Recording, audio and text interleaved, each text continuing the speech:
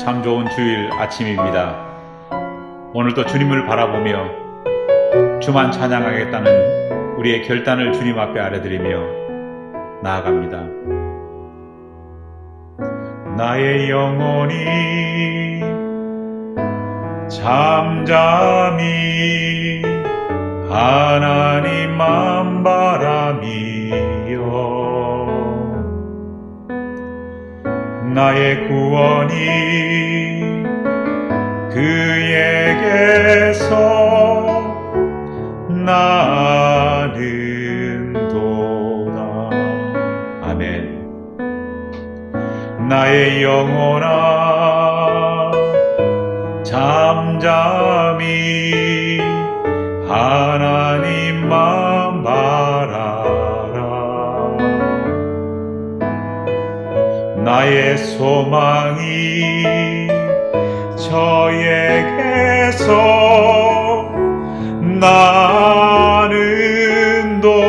나는도다.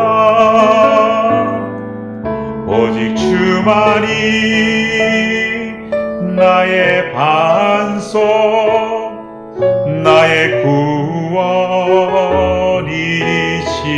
구원이시니 오직 주만이 나의 산성 내가 요동치 아니하리.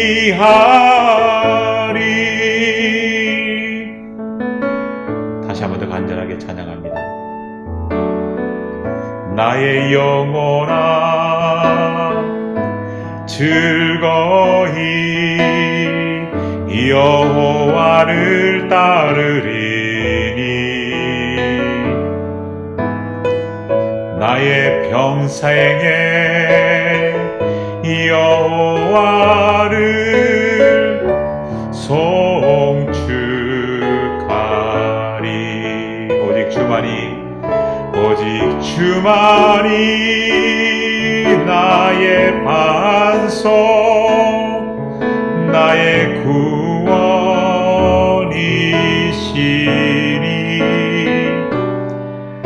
오직 주만이 나의 산성 내가 요동치 아니하리.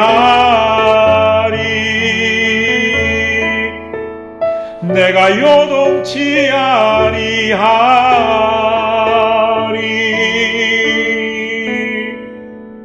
아멘.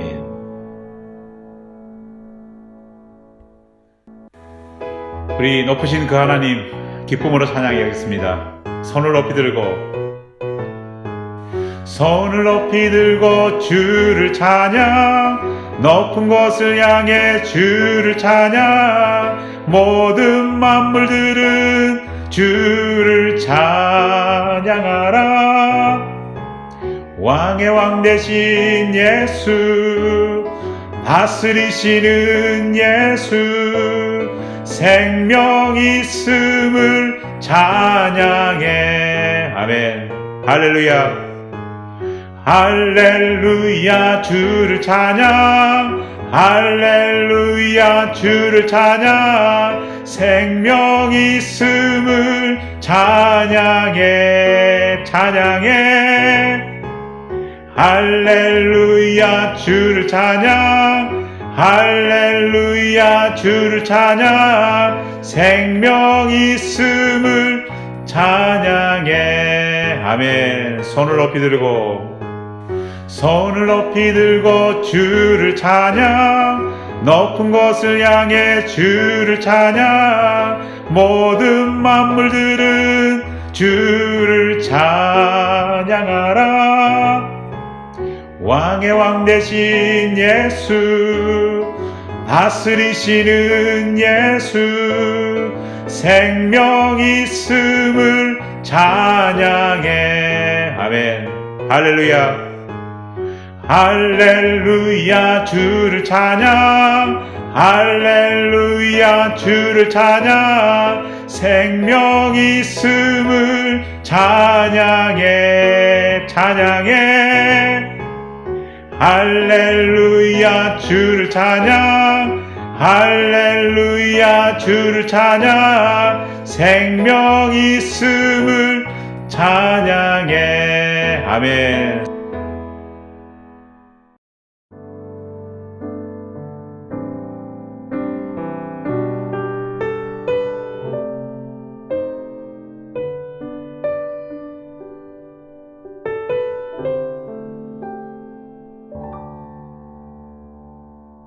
내 영혼이 은총 입어 중한 죄짐 벗고 보니 슬픔 많은 이 세상도 천국으로 하도다. 할렐루야 찬양하세. 내 모든 죄 사함받고 주 예수와 동행하니 그 어디나 하늘나라.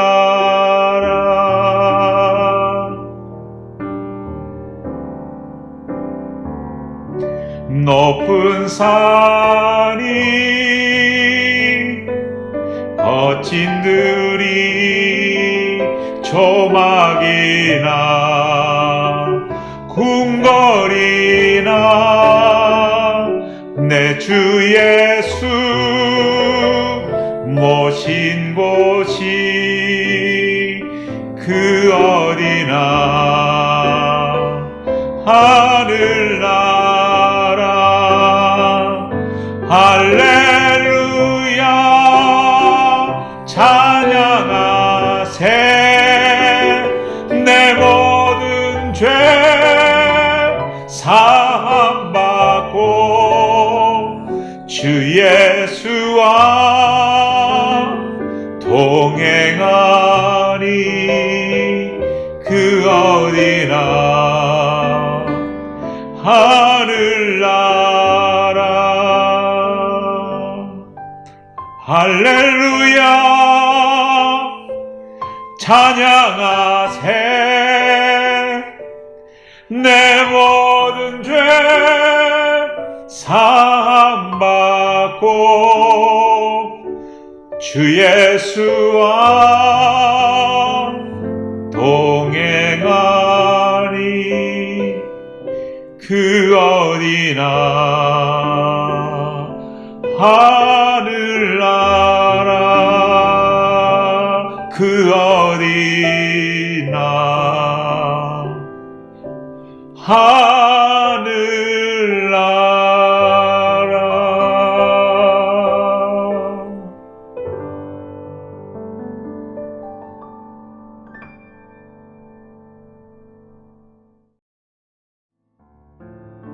우리 다 함께 일어나셔서 개 찬송 부르겠습니다. 주께 와 엎드려 경배드립니다. 주 계신 곳에 기쁨 가득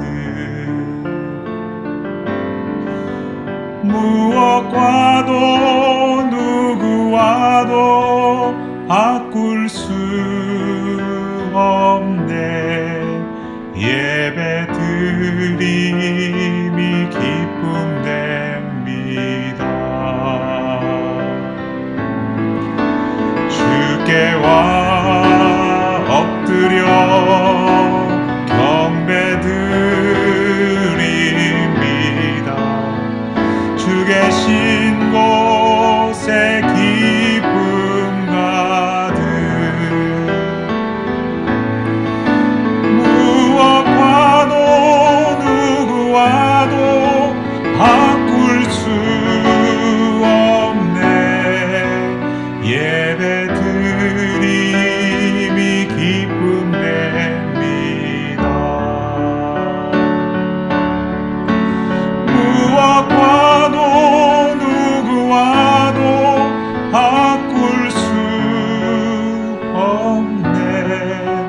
예배드림이 기쁨 됩니다.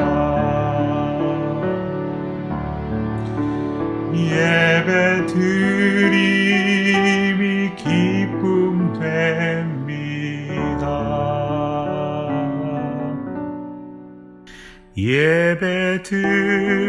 예배드림이 기쁨 됩니다.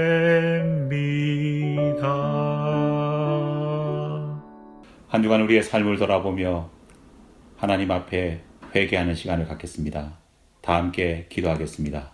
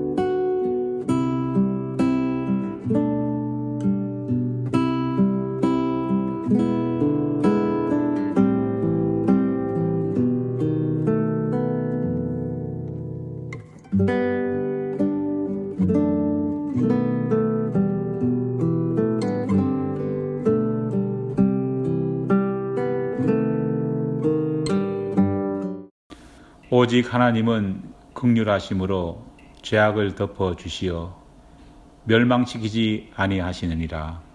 아멘. 사도신경으로 신앙 고백하겠습니다. 전능하사 천지를 만드신 하나님 아버지를 내가 믿사오며 그 외아들 우리 주 예수 그리스도를 믿사오니 이는 성령으로 잉태하사 동정녀 마리아에게 나시고 본디오 빌라도에게 고난을 받으사 십자가에 못 박혀 죽으시고 장사한 지 사흘 만에 죽은 자 가운데서 다시 살아나시며 하늘에 오르사 전능하신 하나님 우편에 앉아 계시다가 저리로서 산 자와 죽은 자를 심판하러 오시리라. 성령을 믿사오며 거룩한 공회와 성도가 서로 교통하는 것과 죄를 사하여 주시는 것과 몸이 다시 사는 것과 영원히 사는 것을 믿사옵나이다. 아멘.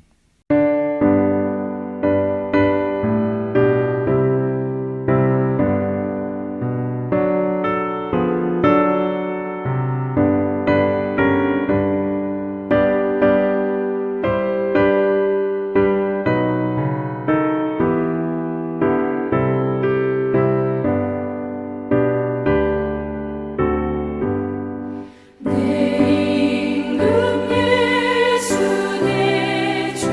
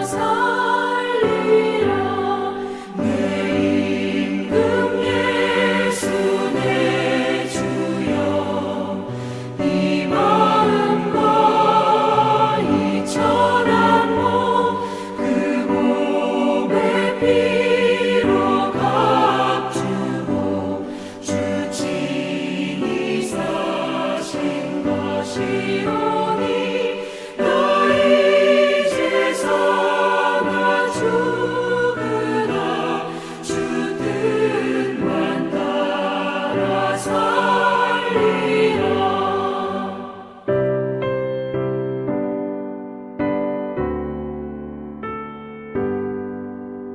이 시간 우리 함께 한 주간 동안 우리가 가지고 온 우리의 기도 제목을 놓고 합심해 같이 기도하겠습니다. 다 같이 기도하겠습니다.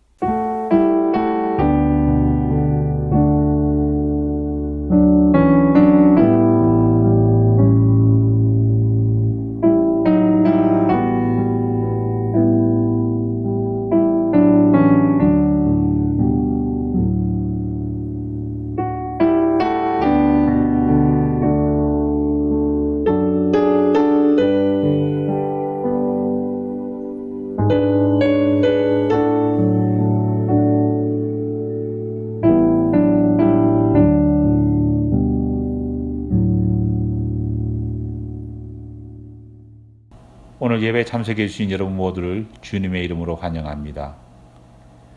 사순절을 보내고 있습니다.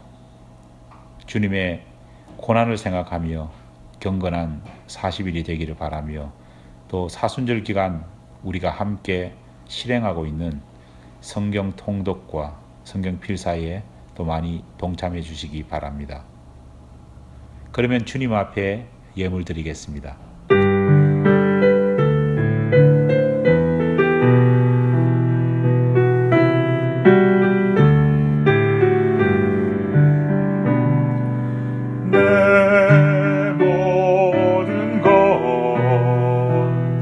나의 생명까지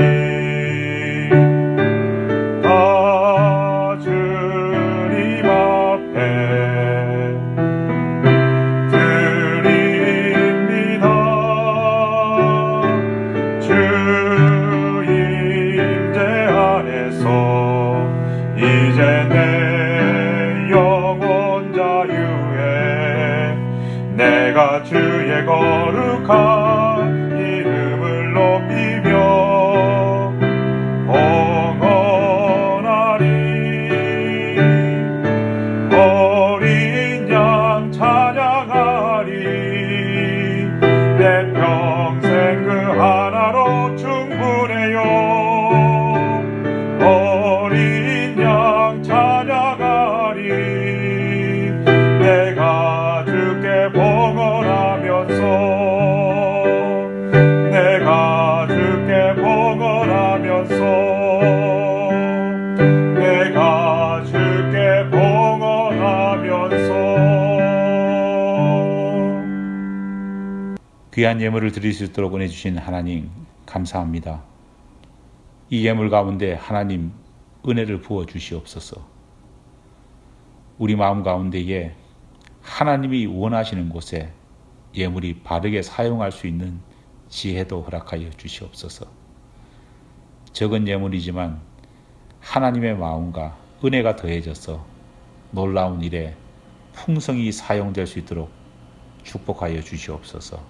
예수님 이름으로 기도드립니다. 아멘. 서신 채로 하나님 말씀 받도록 하겠습니다. 오늘 우리에게 주시는 하나님 말씀 마태복음 13장 44절에서 46절까지 말씀입니다. 마태복음 13장 44절에서 46절까지 말씀, 주신 하나님 말씀 제가 봉독해 올리겠습니다. 천국은 마치 밭에 감추인 보화와 같으니 사람이 이를 발견한 후 숨겨두고 기뻐하며 돌아가서 자기의 소유를 다 팔아 그 밭을 사느니라. 또 천국은 마치 좋은 진주를 구하는 장사와 같으니 극히 값진 진주 하나를 발견하며 가서 자기의 소유를 다 팔아 그 진주를 사느니라. 자리에 앉아주시기 바랍니다. 예루살렘 근처 베다니 나사로의 집은 예수님과 12 제자들에겐 사랑방 같은 곳이었습니다. 언제라도 편하게 들러 밥을 먹고 휴식을 취할 수 있는 곳이 바로 나사로의 집이었습니다. 그만큼 예수님과 나사로 그리고 나사로의 여동생인 마르다와 마리아는 허물없이 지내는 그런 가까운 사이였습니다. 그날도 예루살렘 근처에서 복음을 전하시던 예수님께서는 어김없이 나사로의 집을 방문하셨습니다. 누가복음 10장을 보면 길에서 예수님을 우연히 만난 마르다는 주저하지 않고 자기 집으로 예수님과 제자들을 초대합니다. 거추장스러운 어떤 인사치레도 없이 예수님께서는 마르다를 따라갔고 마리아와 마르다는 그렇게 예수님과 제자들을 영접해 식사 대접을 합니다. 집안의 가장인 나사로가 집에 없는 상황에서 누군가를 집에 초대했다는 사실, 특히 그 초대받은 사람들이 전원 남자라는 사실이 나사로 식구들과 예수님이 얼마나 가까운 사이였는지를 엿볼 수 있게 하는 대목입니다. 집에 도착하자마자 언니 마리아는 예수님과 제자들을 대접하기 위해 음식 준비를 하는데 정신이 팔려 있었습니다. 오직 주님과 제자들을 먹여야 한다는 생각으로 마르다의 마음은 가득 차 있었던 것입니다. 하지만 동생 마리아는 예수님 곁에 꼭 붙어 앉아 예수님의 말씀을 들을 뿐이었습니다. 마르다의 태도와 마리아의 태도를 비교해 보면 누가 더 바른 행동을 하는지에 대한 사람들의 평가는 각각 다를 것입니다. 시장한 손님을 초대해 두고 대화를 하는데 시간을 소비하는 것은 큰 신뢰가 아닐 수 없습니다. 그렇다고 방문한 손님을 거실에 남겨둔 채 집주인 둘 다 음식 준비에만 매진한다는 것 역시 그렇게 좋아 보이지는 않습니다. 왜냐하면 아무리 가까운 사이라 할지라도 손님이 느낄 무안함이 있기 때문입니다. 어느 편을 선택하는 것이 더 좋을까라는 생각에 잠겨 있는 찰나 예수님께서는 밥하는 자신을 돕지 않는 동생 마리아를 탓하는 마르다를 달래는 말씀으로 이런 말씀을 하십니다. 마르다야, 마르다야, 내가 많은 일로 염려하고 근심하나 마리아는 이 좋은 편을 택하였으니 빼앗기지 아니하리라. 사람들은 주님의 이 말씀을 예수님이 마르다를 책망한 것으로 생각합니다. 하지만 결코 그렇지 않습니다. 그 이유는 마르다의 이름을 2번 연속해서 부르신 예수님의 모습을 통해 찾아볼 수 있습니다. 마르다야, 마르다야. 이스라엘 사람들에게 누군가의 이름을 2번 부른다는 것은 친근함과 사랑, 그리고 동정하는 심정을 표현하는 것입니다. 우리는 이런 모습을 다윗이 시편에서 하나님이시여 하나님이시여 주는 나의 하나님이시오니라는 고백을 통해, 그리고 예수님께서 감람산 기도에서 하나님 아버지를 향해 아바 아버지라고 말씀하시는 것을 통해 발견할 수 있습니다. 예수님께서는 누구보다도 마르다를 사랑하셨습니다. 그렇다면 주님께서는 마르다에게 너의 동생보다 좋은 편을 택하지 않았구나라고 말씀하신 그 말씀의 뜻은 무엇일까요? 사랑하는 마르다에게 예수님께서 진짜 하시고 싶으셨던 말씀의 포인트는 무엇일까요? 우리말 성경에서 염려하다라고 번역된 헬라어 메렘나스는 흩어져 있다라는 뜻을 가지고 있습니다. 또 우리말 성경에서 마르다의 상태를 표현하고 있는 근심하다라고 번역된 헬라어 도레바젤은 분열된 심적 상태를 뜻합니다. 이에 반해 마리아를 칭찬하시면서 사용하신 한 가지만으로 번역된 헬라어 헤노스는 하나만으로도 충분하다라는 뜻을, 이 좋은 편이라고 번역된 텐 이가렌이라는 말은 최상의 선택이라는 뜻을 가지고 있습니다. 무슨 말일까요? 정리해보면 예수님께서 마르다에게 마리아가 했던 행동을 상기시키면서 마르다에게 이후 바로 그런 행동을 하기를 요구하신 것은 음식 준비를 네가 했기 때문에 좋지 않았다. 음식 준비하는 것은 사실 말씀 듣는 것보다는 필요 없는 일이다. 그렇게 말씀하신 것이 아니라 항상 우선순위가 무엇인지를 생각하는 것이 더 중요하다는 것을 말씀하시기 위함이셨습니다. 디모데전서 4장 4절 말씀처럼 성도들이 하나님께 감사드리며 하는 모든 일은 경중 차별이 없습니다. 말 그대로 하나님이 지으신 모든 것이 선함에 감사함으로 받으면 버릴 것이 없습니다. 우리가 하나님 앞에서 하는 일에는 중요한 것, 하찮은 것이 없습니다. 모두 중요합니다. 하나님의 말씀을 전하는 설교 사역도 중요하지만 교회 입구에서 안내를 하는 집사님들의 사역도 중요합니다. 하지만 잊지 말아야 할 것이 있습니다. 그것은 항상 상황에 따라 우선순위가 있다는 것입니다.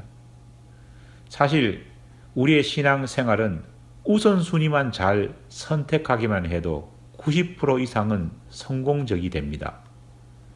열심히 일하는데 마르다처럼 우선순위를 바로잡지 못해 그 열심히 제대로 하나님과 사람들로부터 평가받지 못하는 경우가 얼마나 많은지 모릅니다. 남유다 왕 요시야는 정말 매력적인 선한 왕이었습니다. 그는 남유다 역사상 몇 안 되는 하나님을 신실하게 섬겼던 왕이었습니다. 그를 통해 남유다 왕국에 종교개혁이 일어났고 오랫동안 중단되었던 유월절까지 다시 행해졌습니다. 온 백성의 사랑과 칭송을 한몸에 받았던 왕이 바로 요시야였습니다. 많은 사람들이 그의 시대에 다윗과 솔로몬 이후 잃어버렸던 이스라엘의 영광이 재현될 수 있을 거라 믿었습니다. 하지만 요시야 왕은 39살이라는 너무나 젊은 나이에 허무하게 죽습니다. 열왕기 하를 기록한 기자 역시 요시야 왕의 갑작스러운 죽음이 얼마나 충격적이고 어이없었는지 그의 즉위 동안 일어났던 업적들은 그렇게 자세하게 기록하고 있는 반면 그의 죽음에 대해서는 단 한 절로 묘사할 뿐입니다. 그만큼 요시야의 죽음은 급박했고 납득할 수 없었다는 것입니다. 즉위 31년째가 되던 해 요시야 왕은 하나님의 은혜 아래 그가 꿈꿔왔던 모든 일들이 하나하나 이루어져 가고 있는 것을 보게 되었습니다. 당시 그에게 인생의 가장 중요한 우선순위는 망가질 대로 망가져 있던 남유다 백성들의 신앙을 바로잡는 것이었습니다. 실제로 남유다 백성들의 망가진 신앙은 하루가 다르게 바로잡혀 가고 있었습니다. 그러던 중 그는 갑자기 전쟁에 뛰어듭니다. 다른 나라가 남유다 왕국을 침공해 왔기 때문에 어쩔 수 없이 방어하기 위해 전쟁에 참여했던 것이 아닙니다. 사실 남유다 왕국과는 아무 상관없는 남의 나라 전쟁에 홀로 뛰어든 것입니다. 당시 세계는 이스라엘을 중심으로 남쪽에 자리 잡고 있던 이집트와 북쪽에 자리 잡고 있던 전통의 강자 아시리아와 북동쪽에서 이제 막 힘을 키우기 시작한 바벨론이라는 세 나라가 서로 힘을 겨루고 있었던 때였습니다. 그런데 가장 강력했던 아시리아가 점점 쇠퇴하자 신흥제국 바벨론이 더욱더 세력을 키우기 시작했습니다. 이때 이 모습을 지켜보던 이집트는 바벨론이 힘을 키우는 것을 더 이상 지켜볼 수 없다고 판단했습니다. 미래 이집트를 위협할 싹을 미리 잘라나와야 된다 판단한 이집트는 아시리아와 손을 잡고 바벨론을 치기 위해 군대를 이끌고 북쪽으로 올라왔습니다. 이집트 왕 바로느고는 미리 남유다 왕 요시야에게 이런 사실을 알리면서 남유다나 요시야 왕과 전쟁할 생각이 전혀 없고 오직 남유다를 지나가기만 할 것이다. 그렇게 말하며 길을 열어달라 부탁했습니다. 하지만 요시야는 이집트 왕 바로의 이 요구에 대해 스스로 이집트와 맞서 싸우기 위해 출정합니다. 남유다와 아무 상관없는 대제국 바벨론을 구한다는 명분으로 이집트 제군을 막아선 것입니다. 요시야 왕이 그런 무모한 일을 벌였던 이유를 역사학자들은 바벨론과 손을 잡고 전통의 강호였던 이집트와 아시리아를 견제하기 위한 목적이었다. 그렇게 설명합니다. 하지만 요시야의 무모한 결정은 사실 다른 이유보다 그의 삶의 우선순위가 바뀐 것을 뜻합니다. 신앙을 잃어버린 남유다와 남유다 백성들을 하나님 앞으로 돌아오게 하는 것이 요시야에겐 최고의 인생 목표였습니다. 하지만 나라가 회복되고 국력이 점차 강성해지자 요시야의 마음은 달라졌습니다. 그의 눈은 다른 곳으로 돌려지기 시작한 것입니다. 갖추어진 국력에 합당한 역할을 세계 속에서 하고 싶은 욕망이 일었고, 그것은 하나님을 최우선적으로 바라보며 백성을 하나님 앞으로 인도하는 일에 모든 우선순위를 두었던 그에게 오히려 세상을 향해 눈을 돌리게 했고, 세상 일에 관여하는 것에 우선순위를 먼저 두게 만들었던 것입니다. 바른 우선순위를 잊어버린 요시야는 부질없는 것에 무리했고 심지어 목숨까지 걸었습니다. 신앙과 삶의 우선순위를 잃어버린 사람의 비참한 말로를 우리는 요시야 왕을 통해 볼 수 있습니다. 신명기 6장 16절 말씀을 보면 하나님께서는 하나님 자신을 시험하지 말라고 엄히 명령하셨습니다. 그런데 성경을 보면 예외가 있습니다. 어떤 경우라도 하나님을 시험해서는 안 된다고 경고하신 하나님 스스로가 자신을 오히려 시험해 보라 말씀하신 경우가 있었기 때문입니다. 여러분, 어떤 경우인지 아십니까? 말라기 3장에 그 예외가 기록되어 있습니다. 바로 11조와 관련된 경우입니다. 말라기 3장 10절 말씀입니다. 만군의 여호와가 이르노라, 너희의 온전한 11조를 창고에 들여 나의 집에 양식이 있게 하고 그것으로 나를 시험하여 내가 하늘 문을 열고 너희에게 복을 쌓을 곳이 없도록 붙지 아니하나 보라. 안타깝게도 하나님의 이 말씀은 최근까지 두 가지 잘못된 방향으로 하나님의 뜻과 전혀 다르게 악용되어 왔습니다.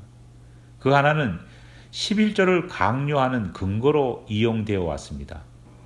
더 많은 물질을 얻기 위해 마치 주식 베팅을 하듯 11조로 베팅하라는 식으로 우리의 물질 욕구를 부채질하는 도구로 이용되어 왔습니다.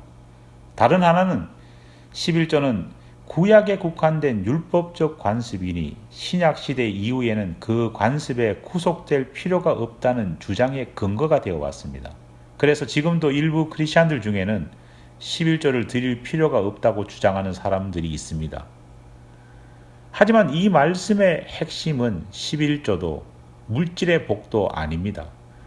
정말 말라기 선지자가 대언한 이 말씀의 핵심 요소는 바로 우선순위의 문제입니다. 하나님께서 자신을 예외적으로 시험해 보라고까지 말씀하신 이유는 하나님을 믿는 신앙에 있어 그만큼 우선순위가 중요하다는 것을 말씀하시기 위함이었습니다. 우리가 11조를 못 내는 이유가 무엇일까요?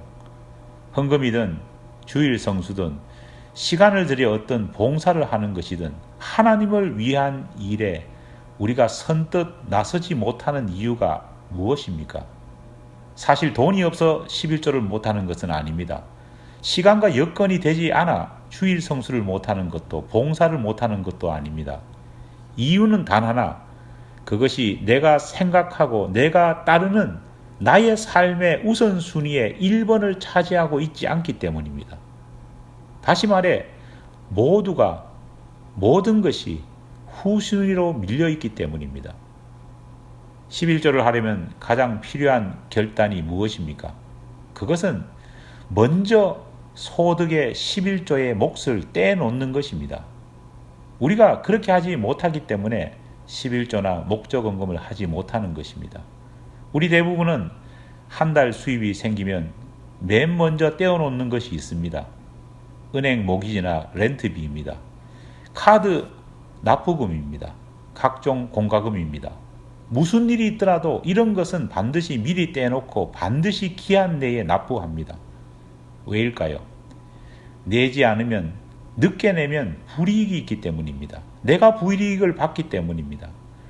작은 불이익을 받지 않으려고 우리는 이런 것에는 우선순위를 둡니다. 하지만 하나님을 향한 헌신에 대해서는 우리는 이상하리만큼 우선순위를 두지 않습니다. 우선순위에 밀리니 우리가 할 수 없는 것입니다. 주일 성수도 사실 우선순위의 문제입니다. 만약 우리 가족 중 하나가 심장마비 증세를 보인다면 우리는 어떻게 하겠습니까? 잡혀있는 약속을 생각하며 병원 응급실에 데려가는 것을 주저하시겠습니까? 아닙니다. 전혀 그런 것은 고려될 필요도 없습니다. 무슨 약속, 무슨 스케줄이 있더라도 모든 것을 제쳐두고 당장 병원 응급실로 달려갈 것입니다. 우리가 주일 성수를 못하는 이유는 바로 우리 자신의 우선순위에서 그것이 1번이 아니라 후순위이기 때문입니다. 사실 생각해보면 신앙생활은 우선순위의 문제입니다. 피치 못할 상황 때문에 못 가는 것이 아니라 신앙을 내 삶의 우선순위로 삼지 않기 때문에 하지 못하고 가지 못하는 것입니다. 디모데전서 6장 10절 말씀을 보면 돈을 사랑함이 일만 악의 뿌리라 그렇게 말씀하고 있습니다. 하지만 이것은 사실 돈을 향한 경고가 아닙니다. 왜 돈을 사랑하는 것이 일만 악의 뿌리가 되는 것일까요? 그 이유는 돈이 우리 삶의 최고 우선순위가 되었기 때문입니다. 하나님보다 돈이 앞선 순번이 된 것입니다. 그러니 돈이 일만하게 뿌리가 되는 것입니다. 돈이라는 자리에는 그 어떤 것도 들어갈 수 있습니다. 나 자신은 물론 내 가족, 내 사업, 내 취미든 어떤 것도 그 자리에 들어갈 수 있는 것입니다. 단지 돈만 일만하게 뿌리가 되는 것이 아니라 하나님보다 그 어떤 것도 순번에서 앞선다면 그 모두는 일만하게 뿌리입니다. 요즘 무슨 푸어라고 하는 말이 참 유행하고 있습니다. 예를 들어 카푸어부터 웨딩 푸어, 잡푸어, 워킹 푸어, 그리고 실버 푸어까지 다양한 푸어들이 있습니다. 무슨 말이냐면 당장 오늘 어떤 것을 즐기기 위해 자신의 모든 것을 다 쏟아붓는 것입니다. 예를 들어 월급은 2,000불 밖에 되지 않는데 그 돈을 럭셔리 스포츠카를 리스하는 데 다 사용하는 겁니다. 렌트비가 없어 차에서 불편하게 생활함에도 불구하고 그런 일을 하는 것입니다. 합당한 것에 우선순위를 두지 못하고 부질없는 것에 우선순위를 두고 살아가는 사람들을 뜻합니다. 우리가 알고 있듯 푸어라고 하는 말은 가난하다는 뜻도 있지만 불쌍하다는 의미도 있습니다. 정말 불쌍한 사람들이 아닐 수 없습니다. 하지만 우리 신앙인들 가운데서도 이런저런 푸어가 있음을 잊지 말아야 합니다. 삶의 우선순위, 신앙의 우선순위가 잘못 정해진 모든 사람들은 불쌍한 사람입니다. 하나님께서는 이런 불쌍한 인생, 이런 불쌍한 영혼의 주인공이 우리가 되지 않기를 원하십니다. 오늘 본문 말씀처럼 우리 삶의 진정한 보화, 진정한 진주가 누구인지 무엇인지를 바르게 아는 우선순위를 가진 사람이 되기를 축원합니다. 기도하겠습니다.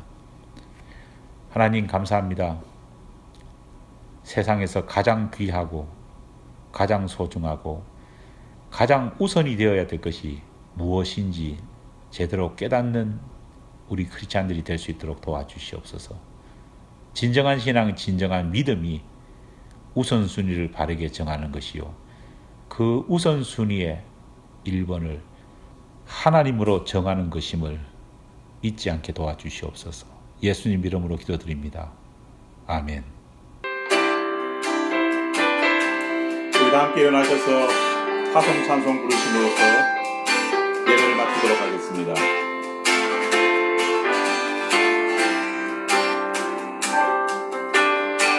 성령이여 임하소서 메마른 나의 심령 위에 주님의 은혜에 담비 내려 나를 뻑 적셔 주옵소서. 주의 권세 주의 능력 지금 이 시간 임하소서. 악한 권세 모두 깨뜨리고 주님 나라 임하소서. 영광 할렐루야. 예수의 그 피가 내게 승리 주네. 구원이 되시네. 영광 할렐루야. 예수의 이름이 능력되네. 소망이 되시네. 지금은 우리 주 예수 그리스도의 은혜와 하나님 아버지의 사랑하심과 성령의 교통하심의 역사하심의 은총이 신앙의 바른 우선순위를 정함을 통해 하나님이 진정으로 원하시는 기쁨의 삶 살기를 원하는 우리 모든 교우들 위해 하나님의 은혜가 늘 함께하기를 간절히 축원하옵나이다. 아멘.